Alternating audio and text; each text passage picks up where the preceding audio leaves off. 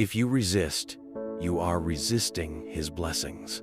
Tears streamed down Sonia's face as she whispered, "Please, stop," ignoring her pleas. Pastor Ezekiel convinced her that this was necessary for her spiritual breakthrough. Pastor Ezekiel, famously known as Daddy See-It-All, was the beacon of hope for thousands in his sprawling church, the Fountain of Glory Ministries. His charisma, booming voice, and supposed spiritual gifts made him a revered figure. People whispered about his ability to see hidden sins and predict futures, a skill that solidified his godlike stature among his congregation. The church, nestled in the heart of the city, was always packed. On Sundays, cars lined the streets as believers flocked in, convinced that Daddy See-It-All held the keys to their miracles. The atmosphere inside the church was electric. Choir members clad in sparkling robes sang heavenly melodies, while worshipers waved their hands in reverence. Pastor Ezekiel took the pulpit, his commanding presence quieting the crowd. His fiery sermon about faith and obedience captivated everyone, drawing murmurs of approval. At the end of the service, a sea of people queued outside his office, hoping for personal prayers. To his members, he wasn't just a pastor. He was a father, a prophet, and a man who carried divine power. Narubi, a single mother, sat in the crowd clutching her teenage daughter Sonia's hand. Life had been hard on her, and she saw Pastor Ezekiel as her only hope. Sonia had been rejected by several universities, and Narubi believed fervently that Daddy See-It-All's prayers could change their fate. As the service ended, Narubi leaned towards Sonia and said, "Let's meet the pastor. He'll pray for your admission, and everything will fall into place." Sonia, hesitant, nodded reluctantly but didn't share her mother's enthusiasm. After waiting in line, Narubi and Sonia entered Pastor Ezekiel's lavish office. It smelled of incense and was adorned with expensive furniture. Pastor Ezekiel smiled warmly, motioning them to sit. Narubi poured out her troubles, explaining Sonia's situation with desperation in her voice. Pastor Ezekiel listened intently, nodding thoughtfully. "God works in mysterious ways," he began, placing a reassuring hand on Sonia's shoulder. "You will get your breakthrough, but sometimes prayers require special sessions." Narubi's eyes lit up with hope, oblivious to her daughter's uneasy fidgeting. On the way home, Sonia couldn't hide her discomfort. "Mom, why did he say I need to see him again? Can't he just pray for me now?" Narubi brushed off her concerns with a wave of her hand. "Sonia, don't be silly. Pastor Ezekiel knows what he's doing. If he says you need more prayers, then you do. Don't you want to get into university?" Sonia remained quiet, staring out the car window, feeling a knot tighten in her stomach. Her mother's trust in the pastor silenced her doubts. That night, Sonia lay in bed, unable to shake the unease growing within her. She replayed the encounter in her mind, feeling something wasn't right about the way the pastor had looked at her. Her thoughts were interrupted by Narubi's voice calling out, "Don't forget you are seeing the pastor tomorrow after school." Sonia swallowed hard, unsure of how to express her fears to her mother, who seemed blind to any flaws in Daddy See-It-All. The following afternoon, Sonia hesitantly returned to Pastor Ezekiel's office, her mother's words echoing in her mind. The office was dimly lit, the scent of incense lingering in the air. "Welcome, my daughter," Pastor Ezekiel said warmly, motioning for her to sit. He began to pray over her, speaking in tongues with his eyes closed. Midway through the prayer, he opened his eyes and said, "The Lord has revealed deep spiritual battles in your life. For your blessings to manifest, we must cleanse you completely." Sonia's discomfort grew, but she dared not speak. As Pastor Ezekiel stood, he placed his hands on Sonia's shoulders, looking deeply into her eyes.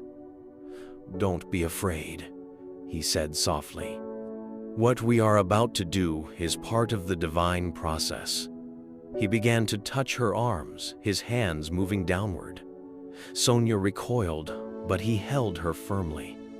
"This is God's instruction," he said, his voice firm but calm. "You resist, you are resisting his blessings." Tears streamed down Sonia's face as she whispered, "Please, stop," ignoring her pleas. Pastor Ezekiel convinced her that this was necessary for her spiritual breakthrough.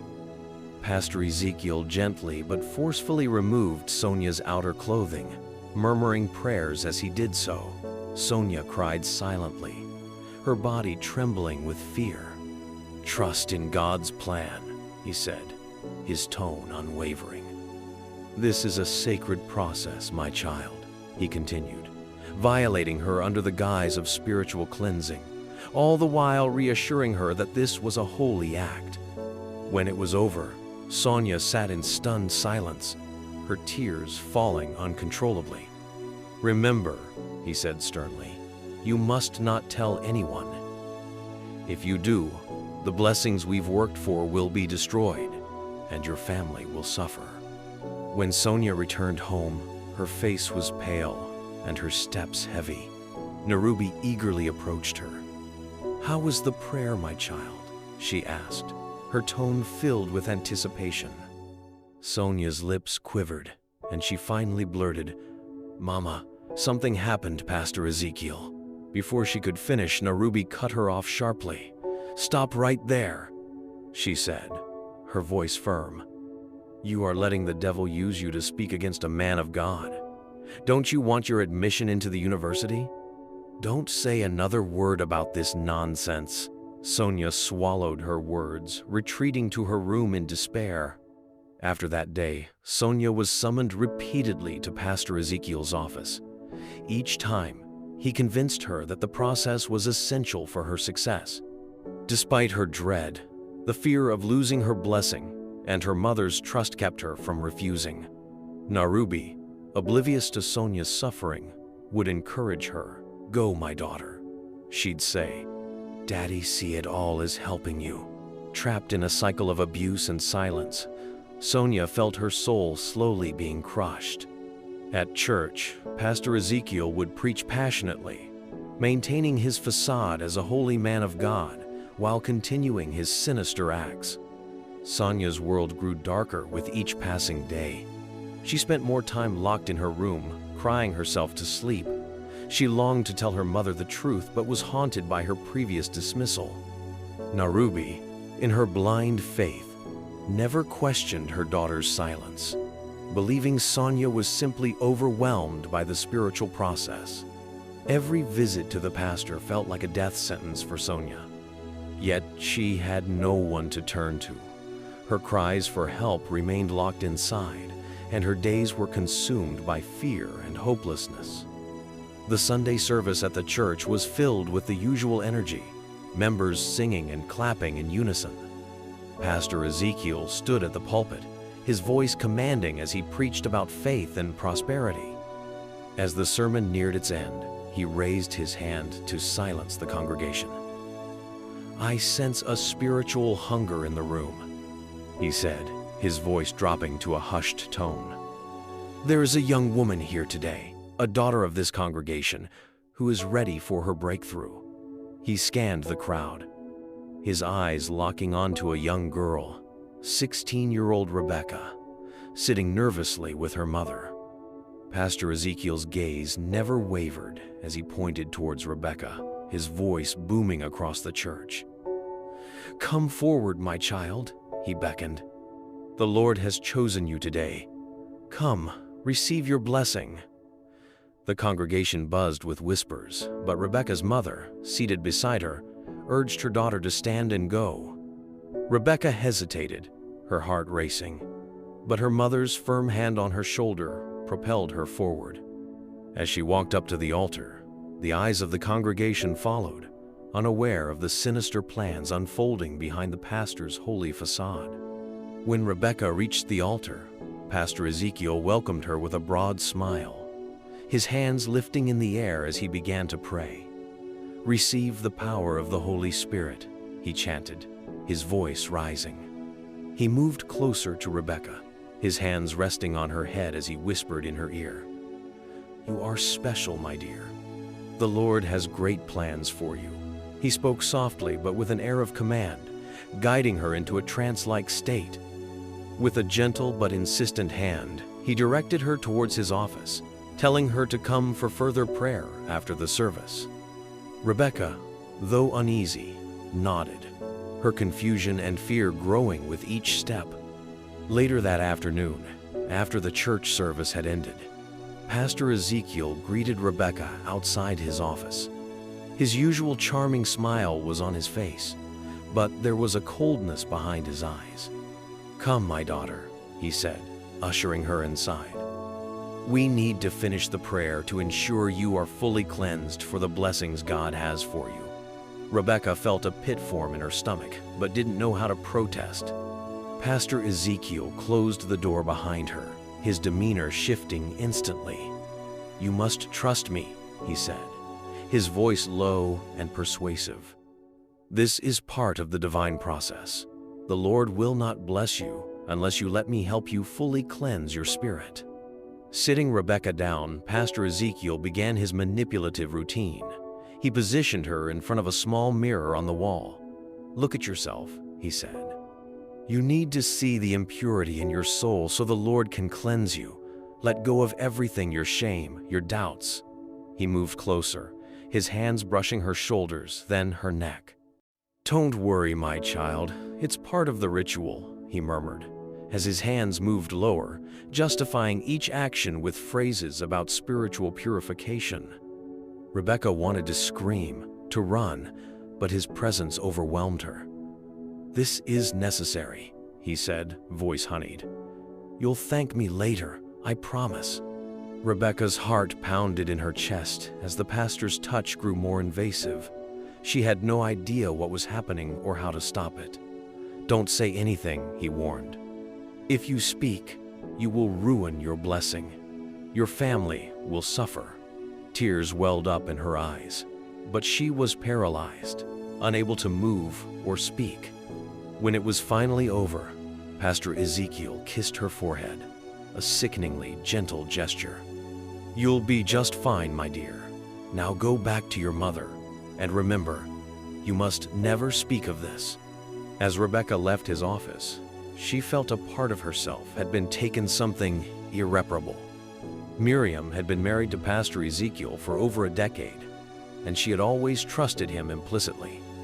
As the pastor's wife, she had seen firsthand how much he was revered by the congregation, often referred to as Daddy See-It-All, for his ability to seemingly read people's hearts. However, over the last few months, Miriam began noticing subtle changes in his behavior, his distant glances, his late-night meetings, and the way certain young girls seemed to always be singled out for special prayers. Miriam brushed off her suspicions, telling herself that he was just busy with church matters. But deep down, something didn't sit right. One Sunday afternoon, after the church service, Miriam decided to surprise her husband with his favorite meal. She headed to the church office, walking down the long corridor toward his study. But as she neared the door, she noticed a muffled sound coming from within, a voice that seemed both calm and reassuring, yet tinged with distress. Miriam paused, her hand on the doorknob. She could hear Pastor Ezekiel's voice, low and gentle, but the tone was unfamiliar to her. There was something unsettling about the way he spoke. Her gut instinct told her to leave, but she couldn't. Miriam slowly pushed the door open, her heart pounding in her chest. What she saw inside made her blood run cold. There, in the dimly lit room, Pastor Ezekiel was sitting behind his desk, his hands resting on the shoulders of a young girl of the church members. Her clothes were disheveled, and her face was filled with discomfort, yet Pastor Ezekiel smiled at her reassuringly. The girl's eyes darted nervously between her hands and the door, her face flushed with embarrassment. As Miriam stepped further into the room, she froze in disbelief. Her husband, the man she had loved and trusted, was engaged in something that felt both inappropriate and sinister. Miriam stood in shock, her mind struggling to comprehend what she was witnessing. As she stepped inside, the girl quickly gathered her things, avoiding eye contact with her, while Pastor Ezekiel stood up, his face pale and filled with panic. "Miriam, I can explain," he stammered, his voice trembling. "This isn't what it looks like. Tu was just helping her. She was troubled, and I was guiding her. Please, don't misunderstand." Miriam's face turned ashen, her body shaking with anger. "Guiding her," she repeated, her voice low but filled with venom. "This is what you've been doing with the young girls in the congregation?" Pastor Ezekiel took a step forward, his hands outstretched in a desperate attempt to calm her. "Miriam, you don't understand. I am a man of God. This is spiritual healing no one will understand unless they've been part of it." Miriam's hands clenched into fists at her sides, her nails digging into her palms. The truth, the ugly reality, was standing before her. Pastor Ezekiel's words rang hollow in her ears. "But still," he pleaded with her, his voice growing more frantic. "Miriam, please don't tell anyone.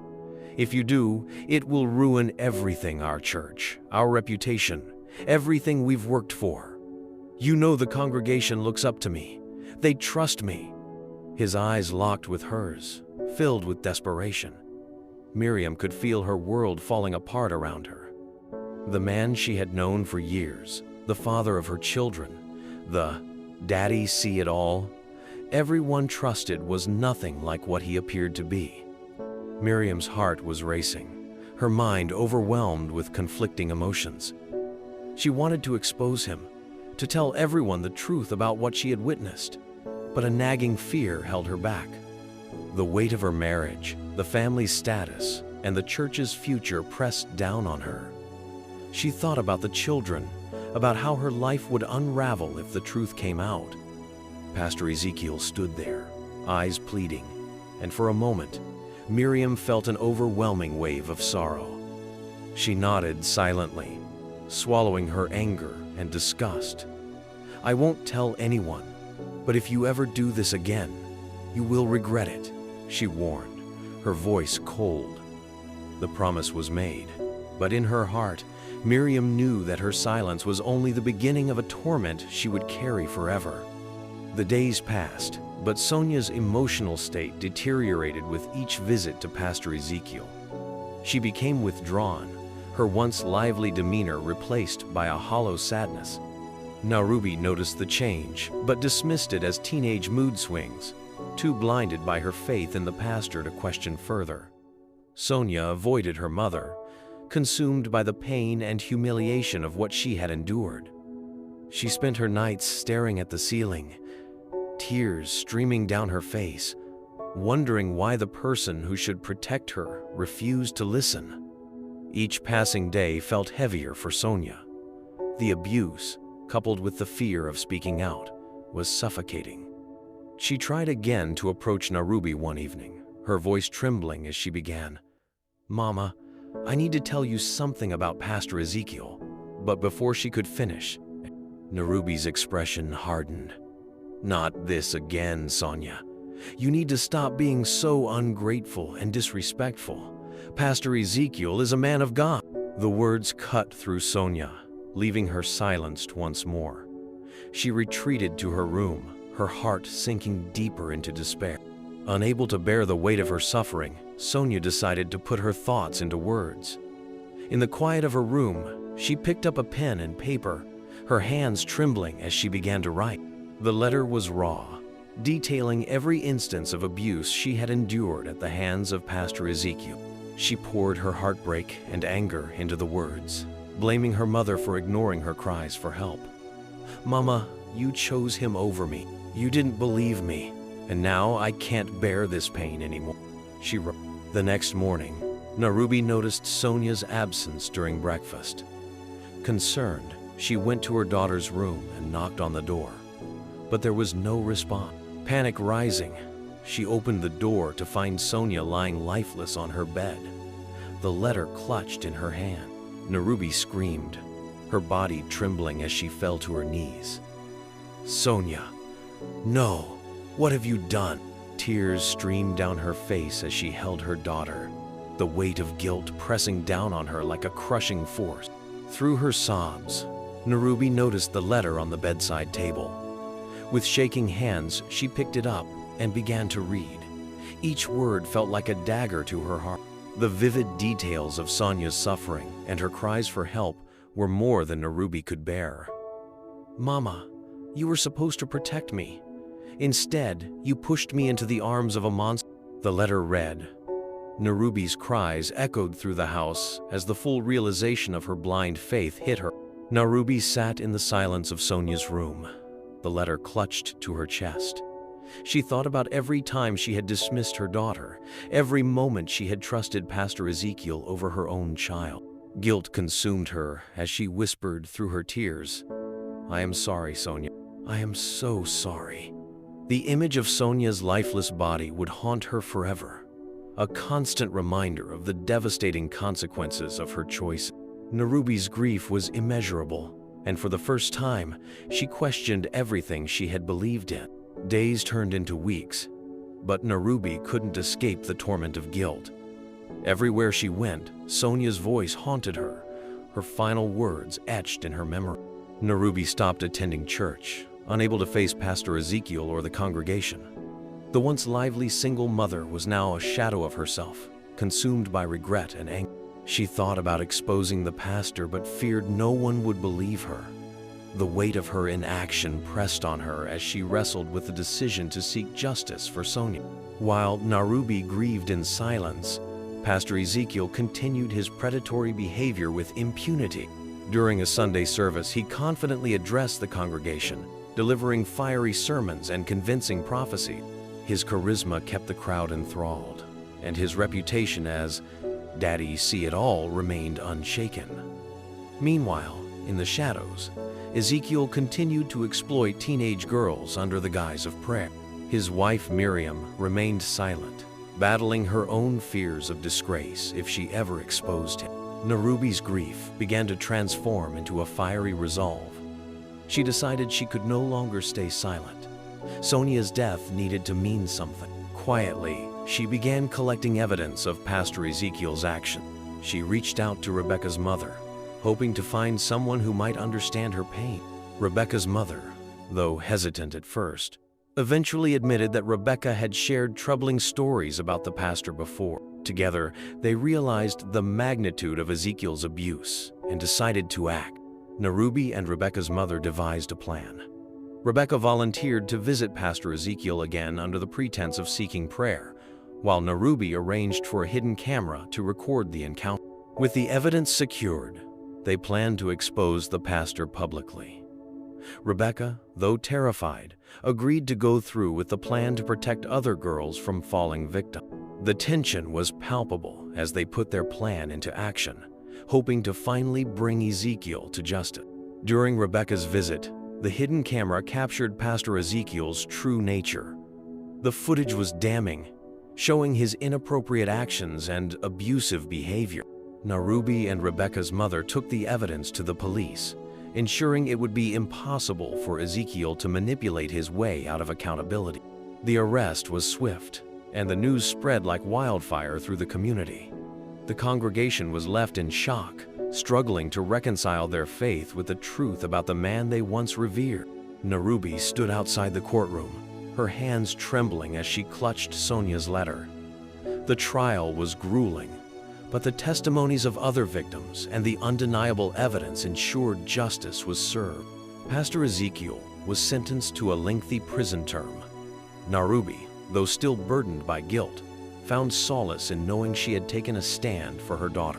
She vowed to dedicate her life to helping other young girls speak out and educating mothers to listen to their children. The community slowly began to heal, with Miriam, Ezekiel's wife, leading efforts to rebuild trust and provide support for the victim.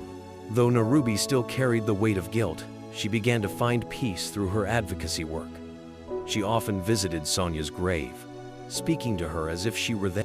"I am so sorry, my child," she would whisper, placing fresh flowers on the headstone. Your story is saving lives. These visits became a source of strength, reminding Narubi of her mission and keeping Sonia's memory alive in her heart. The story closed with Narubi addressing a group of parents at a seminar. Her voice was steady and filled with conviction as she said, "Blind faith can lead to devastating consequences. Listen to your children. Protect them. They are your greatest responsibility." The room fell silent, her words resonating deeply with everyone present. The camera lingered on Narubi's determined face, symbolizing her transformation from a grieving mother to a fierce advocate for change. Do you think Pastor Ezekiel's actions were truly unforgivable, and did he deserve the punishment he received? How would you have handled the situation if you were in Narubi's shoes? Drop your thoughts in the comment section below, and don't forget to like and subscribe for more stories like this.